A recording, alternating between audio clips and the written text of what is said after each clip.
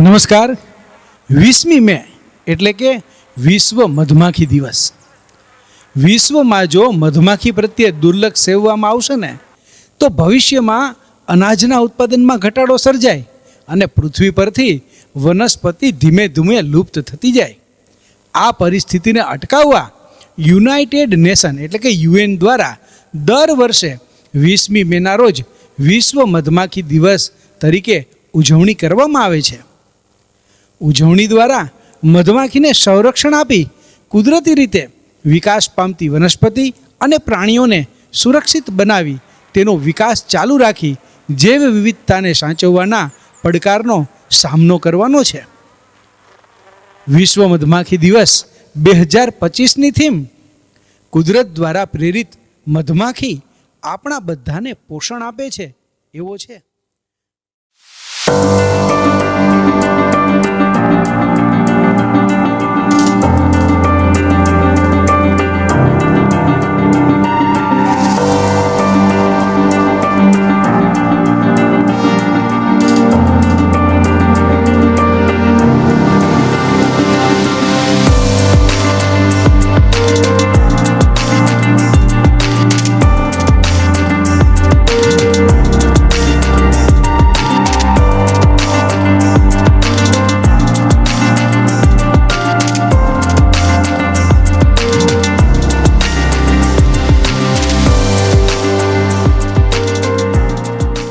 નમસ્કાર, હું નકુમ દ્રષ્ટિ. અત્યારે આપણે ડિપાર્ટમેન્ટ ઓફ એન્ટોમોલોજીના લેબોરેટરીના પ્રાંગણમાં અત્યારે ઊભા છીએ. અત્યારે આપણે જોઈએ કે પહેલાંના જમાનામાં જંગલોમાંથી થોડુંક નાના એવા પ્રમાણમાં મધમાખીનો ઉછેર થતો, મધમાખીમાંથી મધ લેવામાં આવતું અને બહુ જ ઓછા પ્રમાણમાં કોઈ ઔષધિના લીધે તેનો આપણે ઉપયોગ કરતા હતા. અત્યારે આપણે જોઈએ છીએ કે બેરોજગારીનું પ્રમાણ એટલું વધી રહ્યું છે અને મધનું પ્રમાણ પણ આપણે રોજિંદા જેટલા વધારે ઉપયોગ થઈ રહ્યો છે.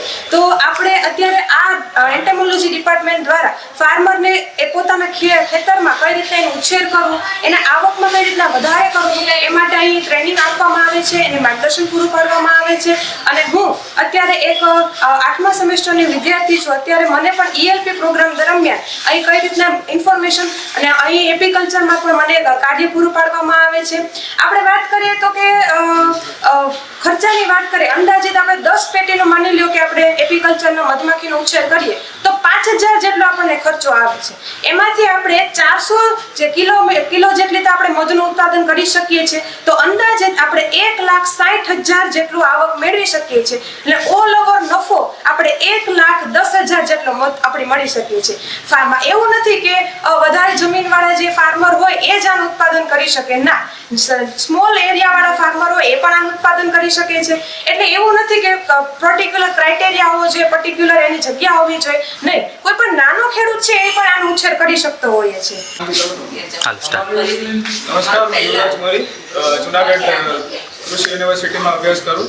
8મા સેમેસ્ટરમાં ELP પ્રોગ્રામ દરમિયાન અમને ઘણી વસ્તુ શીખવા મળી, જેમાં કે આજ વિશ્વ મધમાખી દિવસ 20 મે અંતર્ગત મધમાખી વિશે અને મધમાખીથી થતા ફાયદા વિશે જણાવવા માંગીશ. તો અમને યુનિવર્સિટીમાં અત્યારે 8મા સેમેસ્ટર દરમિયાન અને વચ્ચેના સેમેસ્ટર દરમિયાન પણ જે અભ્યાસમાં આવતું એ અંતર્ગત મધમાખીથી થતા ખેડૂતોને ફાયદા એ છે કે ખેડૂતોની ઉત્પાદન પણ વધે અને સાઈડ ઇન્કમ પણ જનરેટ કરી શકે મધમાખી ઉછેર કેન્દ્રથી.